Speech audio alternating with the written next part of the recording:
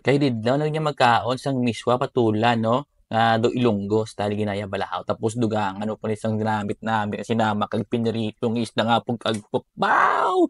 Kaya namito niya. Kaya kung gusto mo ni matilawan ang mga amo ning mga pagkaon 'no, hindi pag-untatang video kung mga animal ka tanawa maayo silawa na o para mapawan ng agtang mo kas trulo ang laway mo. Aw! Bala ti mo diyan.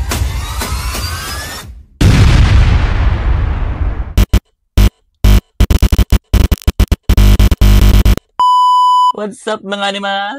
Layo walang pingasan. Alright, in today's video, magpatluto tayo dito mga busing, mga lampingasan ko sa aton pinirito ng isda, no? So, it's up to you kung ano nga klase ng isda ang inyong prituho, no? Either bangros, manda, or tilapia. Pero ang akong subong isda is managat. Sa nigad ko pa ni binakal, no? Nigad adlaw ko. Sa tuduwa ni kabilog. So, minabilin nga isa sa rep.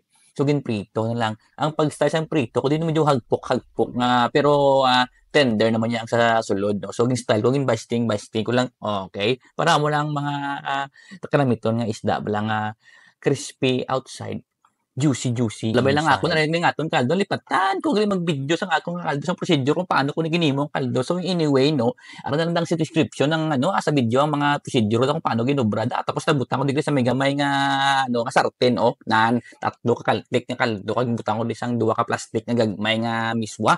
So amo ni style ko kay kung iuting ko puto ko siya karon ay susuyupon ti sang tanan nga miswa nga amo nga kaldo. Yati paano na lang si madam karon niya si gabi iwan siya sa bawo niya karon nga kanon.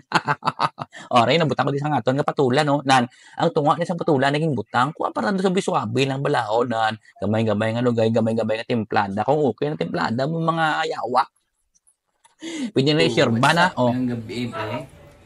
So, ano na ating finished product, miswa patula. Alay naman yung style do but choice style siya para pag abot karon ni madam, nga gabi na siya ga puli alin sa opisina niya. So, pag abot niya, imo siya do but choice style para di pagsuyopon sang miswa noodles ang kaldo or sabaw, okay?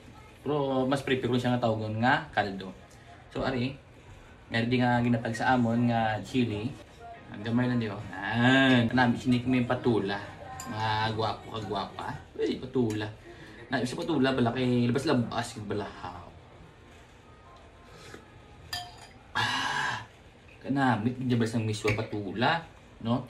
Whichever ang gusto nyo butangan, no? Pwede man na butangan nyo sang pasayan or either nor chicken lang gani kung wala pag budget, no? Kung naka LL pasayan, pwede man na giniling nga baboy na namit man na siya da.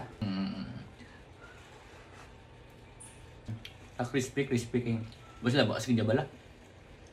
Okay, ang isda. Namit ni kay yung panindahan ko isang ligad pang simana, idwa ng kabilog, kamal mahal din. Puno ka LL ka mo, pwede kong kabaka ka mga managat. Pero kung medyo tight ang budget, pwede mo na yung ordinary ng isda. Ini basta crispy or hindi pwede sa pagluto nyo pag prito sa isda, mga gwapo, mga gwapa, mga ilonggo na. Ano, ginbakal sa tropa namon ng si Tin, no, si Tintin na tropa namon. Rang yang pinakurat nga siya naghimo. Sige, magamay na taning ingkit ni kay maabot pa si madam. Kay kung damuon taning ingkit karon way siya na sa sakron sudan. Yan, o di ba yo? Kana bala?